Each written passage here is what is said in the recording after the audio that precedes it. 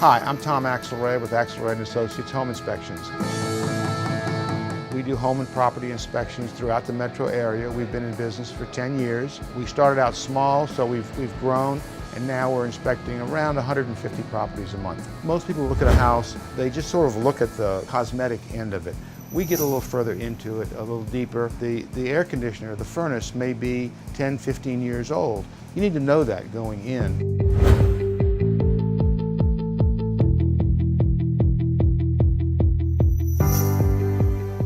What we have here is an architectural asphalt shingle. So it's essentially 2 layers of asphalt. It's a higher quality, thicker shingle. Typical life expectancy for this type of shingle is about 25 to 30 years. One thing I'm noticing right off the bat, these trees that are overhanging the roof right here, high winds is gonna cause it to rub against the shingles and damage, as we can see it, pretty much all the way down this section of the roof. One thing we also wanna check, we wanna pull up along the edges of a lot of the shingles to check them. They're, which you can't see, but on the top edge of the shingle, there's what's called an adhesive strip. You can actually see it right here where we have an inadequate headlap right here due to the installation. So I'm gonna be able to pull these right out. As it's arranged, heavy winds are gonna lift these shingles right up. You're gonna get water straight through into the roof decking. So again, that's something we're gonna look at really carefully in the attic. So we've got a gas furnace inside of a spray foamed attic. So this spray foam is a open cell spray foam, which means it's very soft. Water will come through it. So if you get a roof leak, you'll know. All right, so now we've reached our electrical panel. Pop the cover off and take a look at the wiring inside the panel. So we want to make sure we've got all copper wiring here. Now each breaker requires a certain size wire. If the breaker's oversized, it's a fire hazard because that wire can actually overheat before the breaker could trip.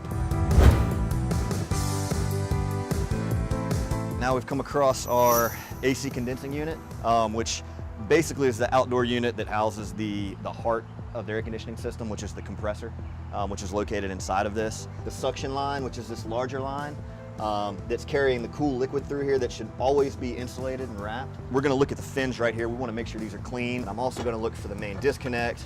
This would cut the power to the unit in case it needs to be serviced, anything like that, but it does need to be right at the unit itself.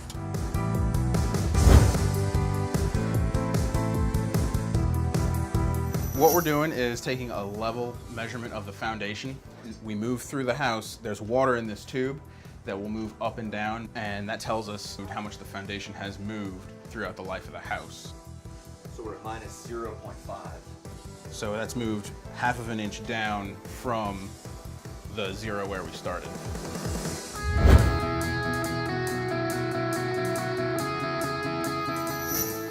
So we're going to enter the crawl space of this house, and what we do here is we're going to be looking at the foundation. We're going to look at the piers, the sills, the joists, and anything we can see from underneath the house. So the first thing I see under here, this bounce beam here, is to keep the floor from bouncing too much. It's bouncing too much because this sill is supposed to extend all the way to the front, and so these joists here aren't being supported in the middle. The next issue I notice, these pipes. Galvanized steel isn't the best piping material to use, has a tendency to rust from the inside. The rusting process releases some of the lead that's in the steel into the drinking water. Under this joist here, I see these grooves that kind of follow along, very characteristic of insects boring their way through the wood. And what they've done is they've kind of weakened the structure a bit here. And this comes out really easily. It's very brittle. This is a pretty common thing to find on a raised house in New Orleans, is these old brick piers. The mortar has been deteriorating, and this brick has actually started to move. And so these definitely need to be remortared or even encapsulated entirely with mortar.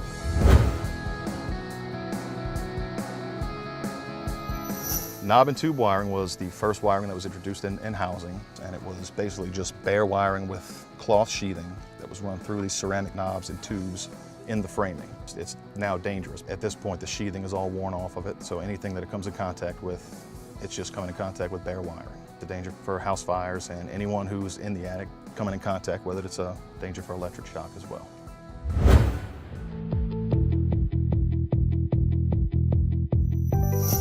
We're up in this French Quarter attic.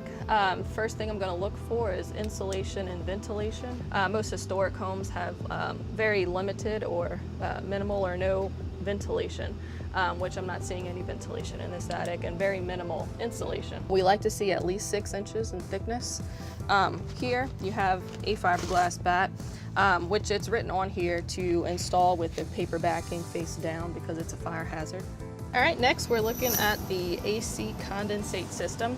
You have 2 drain lines to drain the condensation. This is the primary drain line, which when the AC is running, it's constantly draining the cold condensation. You also have a secondary drain line, which is connected to the safety pan to catch any leaks in the instance of this primary line clogging. They also have what's called a safety switch that is installed on the primary line, so in the instance of this clogging, it'll shut the equipment off before water even gets into the pan.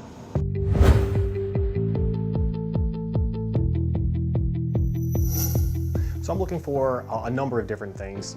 A lot of times we're looking at the walls, we're looking at the ceilings, we're looking at the flooring, we're looking for cracks, things that could potentially be structural issues. You see right here we've got, looks like they've got a little bit of paint cracking, and we'll talk with maybe one of the other inspectors who did the upstairs to see if was there a bathroom up above underneath there. Things to think about, why could there be cracking?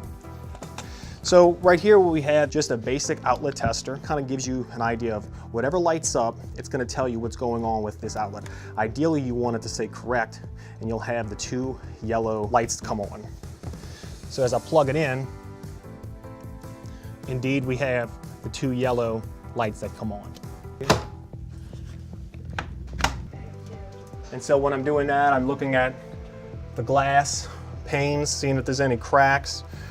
Looking down here, seeing if there's any evidence of moisture. Water is the enemy of a building. So when you have a building, one of the main things you're trying to do is keep water out. We have inspected approximately 6,500 properties over a 10-year period. And you can't always go by the new granite countertops or the new shiny appliances. It's what's behind the walls and what's behind the curtain that's important. After the on-site inspection work is completed, the process of communication begins with a verbal recap to the client and agent of the most critical findings uncovered during the inspection process. It's put into a comprehensive state-of-the-art report writing system, which includes a clear narrative, color photographs, and diagrams, all to help the client better understand any issues with the property and possible solutions. The reports are delivered electronically by email, and we are available by phone to review the report with the client, his agent, or contractor, and we are available to answer questions after the closing or anytime in the future.